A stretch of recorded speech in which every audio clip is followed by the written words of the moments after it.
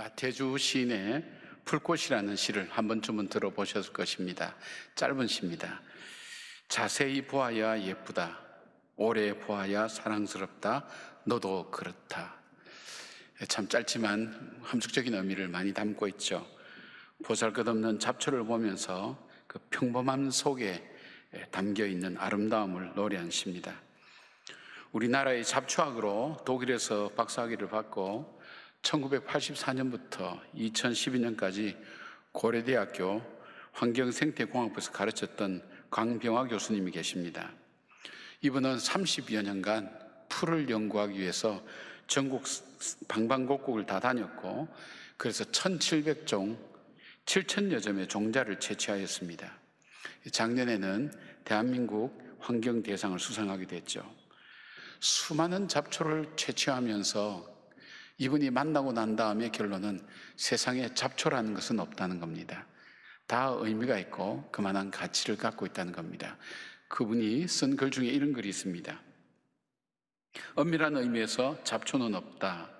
밀밭에 벼가 나면 잡초이다. 보리밭에 밀이 나면 또한 잡초이다. 상황에 따라 잡초가 되는 것이다. 산삼도 원래 잡초였을 것이다. 잡초가 산삼이 된 것이다. 우리는 인생을 살면서 어느 날 갑자기 문득 내 자신이 가치없게 여겨질 때가 많습니다. 나는 수많은 사람 중에 그냥 한 사람에 불과한 그런 작은 존재에 불과하고, 남들이 주목해서 봐주는 그런 가치를 갖고 있거나 또 그럴 만한 면도 없는 그냥 지극히 평범한 사람이다. 군중 속에 묻혀서 나는 아무것도 아니라는 생각 때문에 은근히 외로워지고 힘들어질 때가 있죠. 그리고 내가 이렇게 노력하고 애쓴다고 누가 알아줄까 하는 그런 마음을 가지고 살아갈 때가 있습니다. 그런 분들이 있다면 오늘 이 성경에서 소개하고 있는 이 가롯잇 아닌 유다, 이 유다의 삶에 우리가 한번 주목해야 될 필요가 있습니다. 오죽 이분에 대해서 소개할 말이 없었으면 가롯 유다와 구별된 그런 유다라는 그런 의미의 표현을 썼겠는가 하는 생각을 우리가 해보게 됩니다. 아마 제자들 중에도 그렇게 존재감이 있는 그런 사람은 아니었을 것입니다. 그러나 하나님께서는 바로 이 가롯잇 아닌 유다, 이름 없는 이 사람을 통해서 세계의 역사를 바꾸고 복음의 역사, 생명을 구하는 크고 놀라운 일을 맡기신 거 보면, 그분은 잡초처럼 살았지만, 잡초의 삶이라고 생각될 수 있었지만 정말 그는 산삼처럼 큰 역할을 했던 사람인 것을 보게 됩니다. 오늘 내 인생이 어쩌면 사람들 보기에 잡초처럼 보잘것없고 사람들이 가치 있게 생각하지 않을지 모르지만, 정말 하나님 앞에 산삼처럼 내 인생이 쓰여지는 삶이 되기를 원한다면 오늘 이 유다의 삶이 어떠했는가를 우리가 살펴보면서 앞으로 우리의 남은 삶을 정말 가치 있고 의미 있게 살아가는 그런 우리가 됐으면 좋겠습니다. 먼저 유다는 첫 번째로 하나님을 찬양하는 사람이었습니다. 유다라는 이름 자체가 찬양이라는 뜻으로 좋은 이름입니다. 그러나 가롯 유다 이후에 이 기독교 문화권에서는 이 유다라는 이름을 쓰는 것은 거의 없습니다. 마태복음과 마가복음에는 12명의 제자를 소개할 때 이 사람을 다데오라고 그렇게 부르고 있고, 누가복음과 사도행전은 야고보의 아들 유다 혹은 그냥 유다라고 그렇게 기록하고 있습니다. 오늘 본문에는 가롯잇 아닌 유다라고 가롯 유다와 구별하여 기록하고 있죠. 그래서 성경학자들은 아마 유다가 본명이고 다데오는 별명이었을 것이다, 그렇게 생각합니다. 유다는 아마 제자들 사이에서 평소에 이 주님을, 하나님을 찬양하는 삶을 살았다고 그렇게 여겨집니다. 아마 이름값을 하고 살았다고 볼 수 있죠. 자기 이름에 맞는 그 값을 하고 살았다고 볼 수 있습니다. 찬양이 뭐죠? 찬양은 그 대상이 하나님입니다. 그리고 이 찬양의 내용은 하나님께서 행하신 일에 대해서 인정을 하고 그 하나님이 행하신 일을 칭찬하는 일입니다. 하나님께서 행하신 일, 오늘 내가 살아가는 내 삶 속에 일어난 일들 속에 그냥 이건 우연히 세상이 재수가 없어서 재수가 좋아서 이런 것이 아니라 하나님이 내 삶 속에 함께 하셨습니다. 그리고 그 하나님 참 잘하셨습니다. 오늘 아침에 뜨는 태양을 바라보면서 하나님, 정말 하나님 창조하신 세계가 놀랍습니다. 태양이 떠오릅니다. 주님 참 멋있습니다. 잘하셨습니다. 이렇게 주님이 행하신 일을 칭찬하는 것, 이것을 찬양이라고 합니다. 우리는 그냥 노래 부르고 찬송가 부르고 이것이 찬양인데, 찬양의 원리의 의미는 그것이 아니라 하나님을 향하여 하나님이 행하신 일을 인정하고, 그리고 그 하나님을 칭찬하고 하나님에 대해서 존경과 사랑을 올려드리는 것을 말합니다. 그래서 이 찬양한다는 것은 바로 범사의 하나님을 인정한다는 것과 마찬가지입니다. A.B. 브루스라는 성경학자가 쓴 12제자의 훈련이라는 책을 보면, 초대교회 문서를 보면 유다라는 이름을 가진 유다가 예수님에 대해서 불평하고 있을 때에 또 다른 이름을 가진 유다는 찬양하고 있었다고 그렇게 적고 있는 걸 보면, 바로 이 유다는 주님을 찬양하는 삶을 늘 같이 살았다고 그렇게 볼 수 있습니다. 여러분, 찬양이라는 것을 우리가 좀 더 이해하기 쉽기 위해서 이 유다라는 이름이 어떻게 해서 나오게 된지 한번 살펴볼 수 있도록 하겠습니다. 여러분이 잘 아시는 것처럼 야곱에게는 두 아내가 있었습니다. 그 언니 레아와 그 동생 라헬, 이 두 자매가 야곱의 아내였습니다. 근데 야곱은 라헬만을 사랑을 했습니다. 레아는 그렇게 사랑하지 않았죠. 그러니까 레아가 마음에 한이 맺히고 너무 속상한 겁니다. 그래서 하나님 앞에 호소하며 눈물로 간구합니다. 그래서 하나님께서 라헬의 태는 닫으시고 레아의 태를 여셔서 레아에게 아들을 줍니다. 이스라엘 사람도 마찬가지지만은 우리 한국 사람도 마찬가지죠. 첫 아들에 대한, 거기에 대한 소중한 마음들이 갖고 있습니다.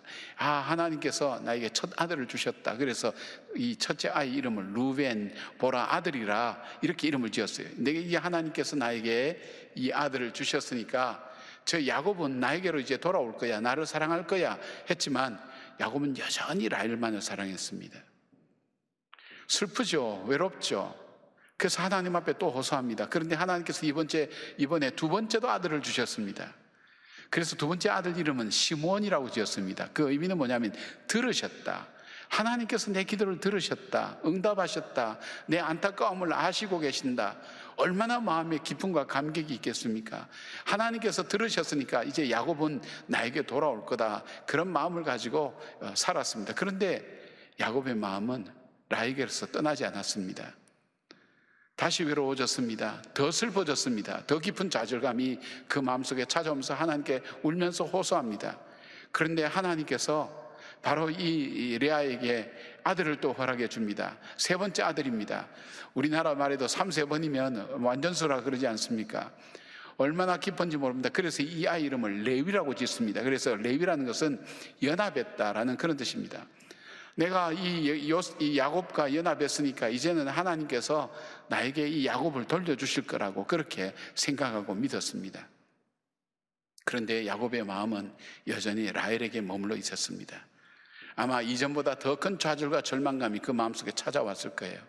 아들을 셋이나 이렇게 낳고 이 아들을 정말 통해서 기대를 했는데 야곱의 마음이 돌아설 줄 모르니까 얼마나 마음이 슬프고 외롭겠습니까? 근데 하나님께서 네 번째 아들을 주셨습니다.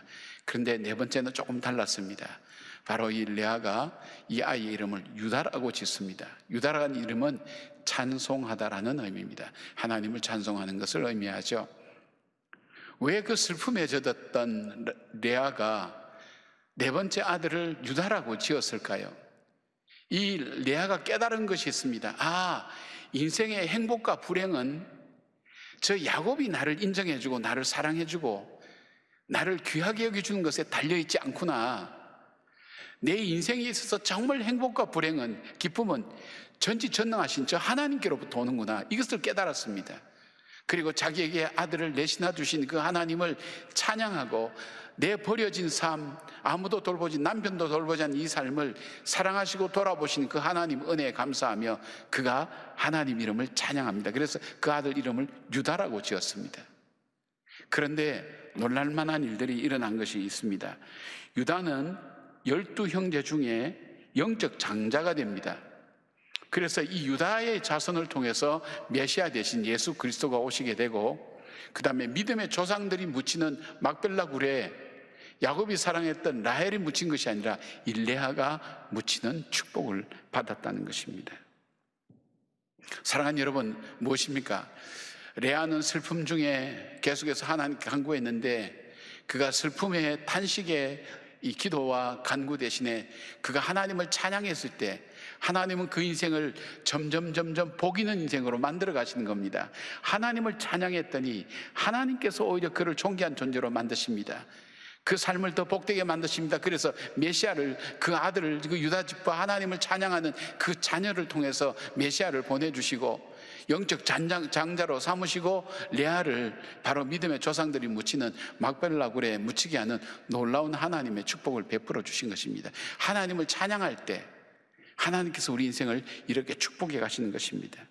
그래서 지혜자는 잠언 3장 6절에 이렇게 말씀합니다. 너는 범사의 그를 인정하라. 그리하면 내 길을 지도하시리라. 범사의 주님을 인정하고 주님께서 행하신 일을 찬양하고 주님을 칭찬하고 그 주님을 인정했을 때 하나님께서 레아의 인생을 축복하신 것처럼 바로 그 찬양하는 사람을 통해서 하나님은 하나님 역사를 열어가시고 축복해 가신다는 것입니다. 내 인생이 잡초와 같이 나는 정말 별 볼 일 없다고 생각합니까? 그렇다면 여러분, 오늘부터 여러분의 삶을 조금만 한번 바꿔보시길 바랍니다. 범사에 하나님을 인정하시길 바랍니다. 하나님의 살아계심을 인정하시길 바랍니다. 그리고 하나님께서 내 인생 속에 행해 오신 일들, 그것을 하나님께서 하셨습니다 하고 인정하시길 바랍니다. 그리고 더 나아가서 지금 그 하나님께서 나에게 행하셨던 그 모든 일들, 하나님, 나에겐 때로는 아픔이었고 슬픔이었고 안타까움이 있지만 그럼에도 불구하고 하나님 잘 하셨습니다. 하나님의 계획이 있으셔서 하신 줄 저는 믿습니다. 아들까지 주신 하나님께서 나에게 뭐가 부족해서 못 주시겠습니까? 하나님의 계획이 있을 겁니다. 하나님, 저는 주님을 믿습니다. 주님 잘 하셨습니다. 계속 주님을 그렇게 인정하고 주님을 축복하고 주님을 칭찬할 때 주님은 우리의 삶을 조금씩 그 지축을 움직이면서 우리의 삶을 축복의 자리로 옮겨가신 것을 보게 됩니다. 들풀처럼 보잘것없는 인생 낙담하지 마시고 오늘부터 하나님을 찬양하시고 하나님을 인정하시고 하나님을 높여드릴 때에 그 하나님께서 축복하시는 하나님께서 우리의 삶을 생사화복을 주관하시는 우리의 삶을 주님께서 나의 삶을 선하게 인도하셔서 복 있는 인생으로 세워간다는 것, 들풀 같은 인생을 산산처럼 그렇게 쓰도록 인도해 가신다는 것을 기억하면서 그런 축복의 삶을 사는 여러분들 되시기를 바랍니다. 두 번째로 유다는 마음이 따뜻하고 위로하는 사람이었습니다. 처음으로 성경을 라틴어로 번역한 초대 교부 제롬은 유다를 트리노미누스라고 그렇게 불렀습니다. 이 뜻은 뭐냐면 세 가지 이름을 가졌다고 얘기를 합니다. 성경 인물 연구라는 책에 보니까 마태는 그를 레베오라고 불렀고 이 유다를 레베오라 불렀는데 이거는 킹 제임스 버전 영어 성경에 그렇게 되어 있습니다. 마가는 다데오로 불렀고 누가는 그를 유다로 불렀습니다. 이 중에서 다데오나 레베오 같은 이 말의 뜻은 심장 깊은 곳이나 가슴이라는 말에서 유래한 그런 이름입니다. 아마 유다 외에 이름으로 불려진 것을 보면 그는 가슴이 따뜻한 사람, 마음이 깊고 사랑이 많은 사람으로 짐작할 수가 있습니다. 겉으로는 드러나지 않지만 공동체 안에서 그들을 결속시키고 사명을 감당하게 만드는 일, 그런 힘들은 바로 따뜻한 위로와 성금의 마음이라는 것을 알 수가 있죠.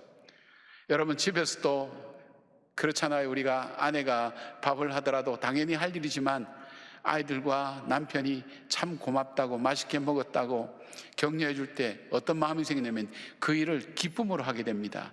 지속적으로 하고 싶은 마음이 생깁니다. 그리고 감사함으로 그 일을 감당하는 마음이 생기면서 그 일이 계속해서 진행이 되어지죠. 그리고 그렇지 못하면 그만두고 싶습니다. 당장 하고 싶은 마음이 없습니다. 그냥 내버려 두고 싶은 그런 마음입니다. 이 격려라는 것이 우리의 삶을 얼마나 많이 움직이는가 하는 것을 볼 수가 있습니다. 격려와 사랑이 갖고 있는 힘은 이 공동체 전체를 움직이는 힘이 있다는 것입니다. 예수님의 제자 공동체 구성원을 여러분 한번 보십시오. 예수님의 제자 공동체 중에 적어도 12명 중에 4명은 가슴에 칼을 품고 다니는 사람이었습니다. 열렬당원이었습니다. 가슴에 칼을 품는다는 것은 언제든지 누구든지 나의 마음과 생각과 다른 사람은 내가 언제든지 찔러 죽일 수 있다는 생각을 가지고 칼을 준비해서 갖고 다니는 사람인데, 이 사람하고 한 공동체를 이루어서 여러분 같이 먹고 잔다고 생각해 보십시오. 거기에 평안이 있습니까? 기쁨이 있습니까? 늘 두려움이 있을 거예요. 게다가 거기에는 편견이 심한 사람이 있었어요. 나사렛에서 무슨 선한 것이 나겠느냐고. 이 편견이 있는 사람은, 세상에 편견을 없애면 전쟁의 70%가 없어진다는 거예요.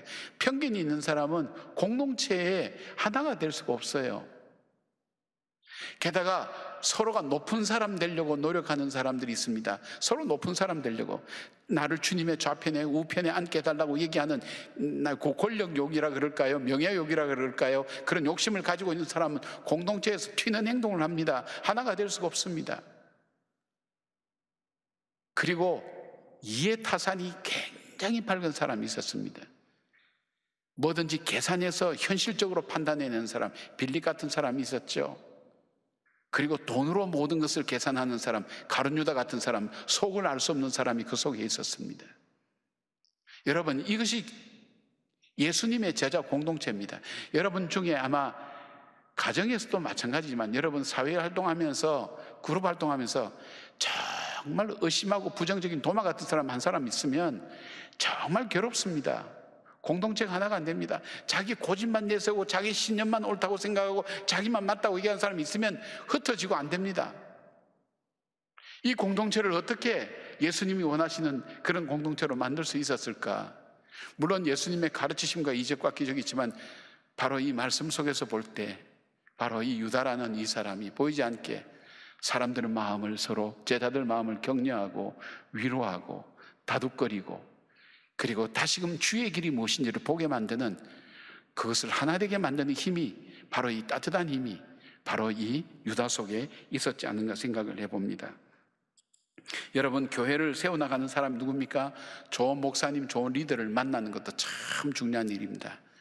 그러나 정말 교회를 세우는 사람은 자기가 있는 자리에서 예수님께서 내게 주신 그 사랑을 기억하며 내가 돌아봐야 될 사람에게 따뜻한 말과 진실된 마음으로 그 사람을 위로하고 살펴주고, 그리고 이끌어주는, 그를 통해서 역사하시는 하나님의 뜻을 알려주고 깨우쳐주는, 아니야, 문제가 많은 것 같지만 주님께는 길이 있어, 염려하지 마, 그렇게 얘기하면서 그 사람 마음을 희망을 주고 소망을 주고 주님께로 가까이 갈 수 있도록 하는, 바로 그 사람 때문에 교회가 유지되고 교회가 아름다운 공동체로 만들어져 간다는 것입니다.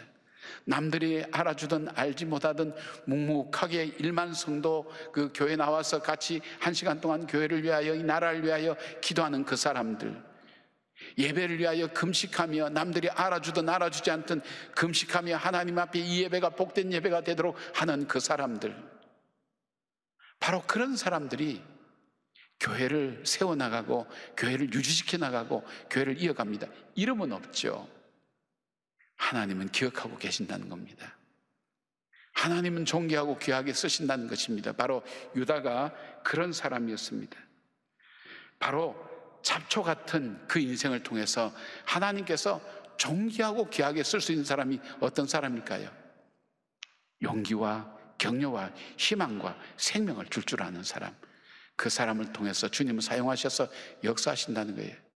세 번째로, 유다는 선교적 마음을 가지고 있었던 사람이었습니다.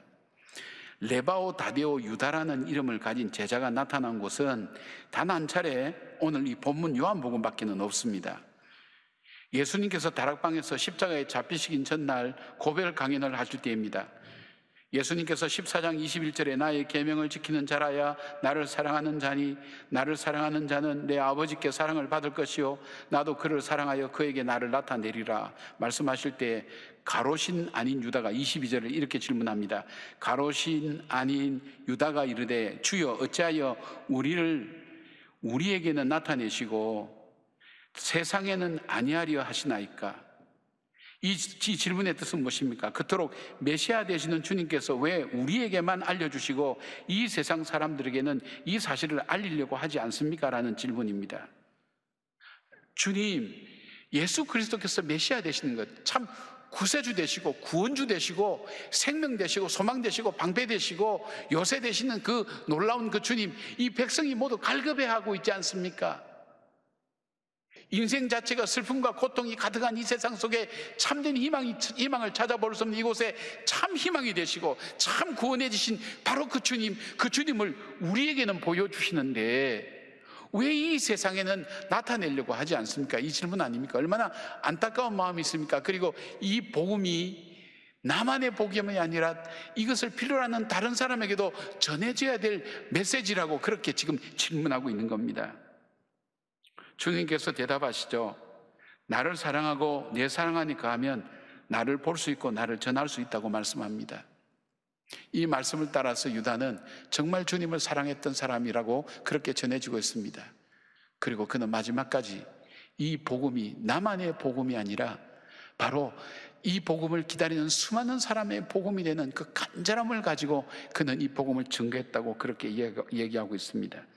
유다는 이 복음이 예루살렘과 유다만 아니라 사마리아와 땅끝까지 모든 사람에게 증거되고 전해져야 될 생명의 말씀인 것을 그는 갈급한 간절한 마음을 가지고 안타까운 마음을 가지고 복음을 전하는 사람이 되었다는 것입니다.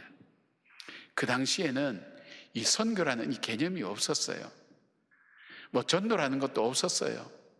유대인 외에는 찾을 수가 없었어요. 그러나 그의 마음속에는 이 좋은 복음을 주님께서 우리에게만 나타내지 마시고 많은 사람에게 나타내고 증거되게 하소서 하는 그 간절한 마음이 나중에 예수님께서 부활하시고 난 다음 너희가 이 예루살렘과 유대와 사마리아와 땅끝까지 내 증인이 되라고 전하고 증거하기를 원하셨던 바로 주님의 말씀이 그의 마음속에 삶이 되었을 것입니다. 여러분, 우리가 이 소망이 있으면 우리는 잡초가 아닙니다. 우리가 이 소망이 있으면 우리는 정말 가장 유익하고 복된 산삼과 같은 인생으로 살아갈 수 있다는 것을 말씀하고 있습니다. 그렇습니다. 오늘 나의 삶이 잡초처럼 이름 없고 능력 없지만 놀라운 산삼으로 변화되는 것은 무엇입니까? 다데오 유다처럼 사는 것입니다. 하나님 우리에게 정말 열매를 주시지 않습니다. 그것을 어떻게 가꾸어 살아야 될 것인가 하는 것을 우리에게 주십니다. 주님께서 우리에게 가정도 주셨고 시간도 주셨습니다. 말하는 것처럼 탄소라는 걸 줬지만 하나는 다이아몬드를 만들고 하나는 검은 숯을 만들듯이 오늘 우리는 주님이 주신 우리에게 주신 것 이것 가지고 우리는 무엇을 만들고 있습니까? 정말 잡초처럼 살아가고 있지는 않습니까? 산산처럼 쓰이기 위해서는 어떻게 해야 될까요? 이 유다처럼 주님을 찬양하시길 바랍니다. 찬양하는 삶을 사시기 바랍니다. 우리가 찬양하다가 죽어도 다 모자라는 인생이 바로 주님에 대한 찬양인데 감사와 찬양하시길 바랍니다. 그리고 여러분, 사람을 죽일 수도 있는 힘이 있고 살릴 수 있는 힘이 있다면 여러분의 힘을 살리는 데 사용하시기 바랍니다. 사람을 욕할 수도 있고 이해할 수도 있다면 이해하는 쪽으로 선택하셔서 말씀하시기 바랍니다. 사람에게 소망을 주고 생명을 주는 말씀을 하시고 여러분이 갖고 있는 작은 것도 같이 나누면서 더불어서 살아가는 삶이 될 때 주님은 여러분의 축복의 축을 점점 옮겨가실 뿐 아니라 여러분의 자녀손과 후손까지도 복을 주시는 그런 삶으로 우리를 인도해 가실 겁니다. 더 나아가서 우리의 마음의 간절한 소원, 이 축복이, 이 구원의 놀라운 축복이 나만의 것이 아니라 정말 이것을 갈망하는 수많은 사람들, 지금도 절망하는 사람들이 얼마나 많은지 모릅니다. 우리나라가 OECD 국가 중에 자살률 1위 아닙니까? 그 중에서도 20대의 자살도 많고 노인의 자살도 많다고 얘기하지 않습니까? 일평생 살아놓고 헛살았다고 죽는 사람들, 이제 인생을 살아야 될 싹이 피해야 될 애들이 죽어가는 이 땅 속에 정말 우리가 믿는 그 소망, 우리가 믿는 이 복음을 증가하고 전하는 삶을 살 때 하나님께서는 우리의 삶을 귀하고 존귀하게 책임지신다는 것입니다. 저는 여러분들이 그런 인생 되기를 바랍니다. 우리 교회가 그런 교회로 쓰여지기를 바랍니다. 그래서 이 시대 속에 정말 산삼처럼 쓰여지고 사람들이 찾는 귀하게 여기는 그런 인생이 되어서 주님의 영광을 드러내는 우리 성도들의 삶이 되기를 주의 이름으로 축복합니다. 아멘.